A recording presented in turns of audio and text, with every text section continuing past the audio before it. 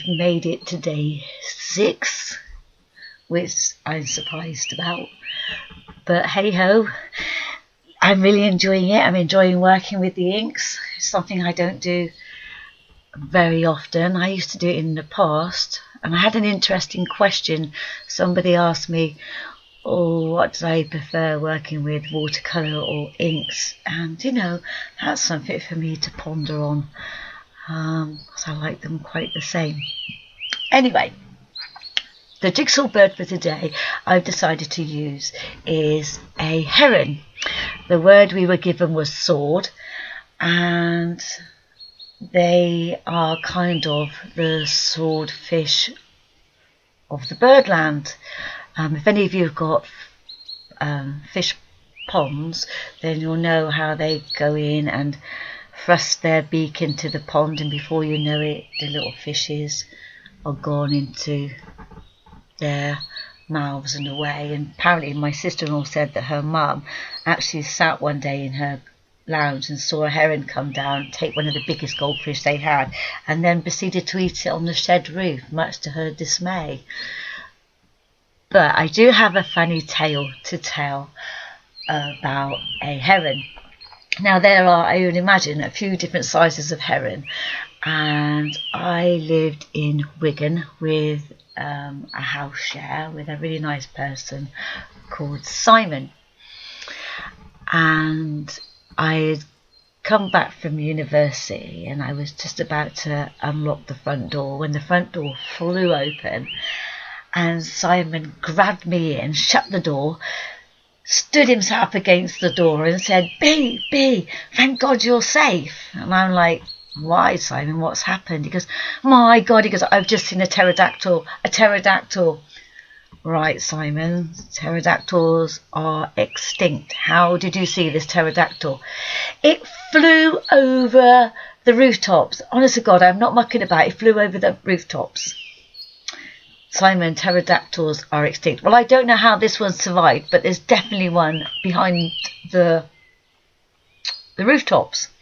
Anyway, I went to my room to get changed, and as I was about to leave my room, I looked out the window, and behind the houses opposite, this great big heron flew in the air, and sometimes they sort of fly quite slowly and lazily, but it was a full wingspan.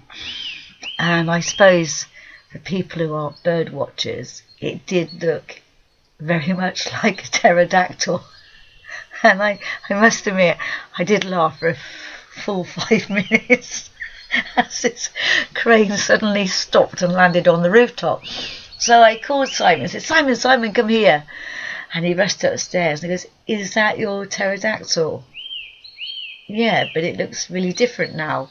Yeah, it's a crane, Simon. I expect someone in those gardens have got a fish pond, and I expect it's been there visiting the fish pond, and it's probably eating their fish. It's a crane.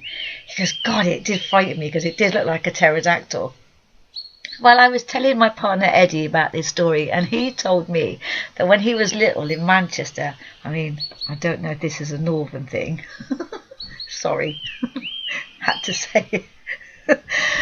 He was walking, and he used to live near the Manchester airport, and as a child he used to go and play near this really idyllic lake, and he would walk past the airport to this lake. And one day, as he was approaching the lake, and he was small, I was probably about 8, 9, and all of a sudden this great big heron flew out from the long grass, and he was absolutely petrified, thinking it was a pterodactyl, and he sort of led down on the ground thinking, my God, I've seen a pterodactyl.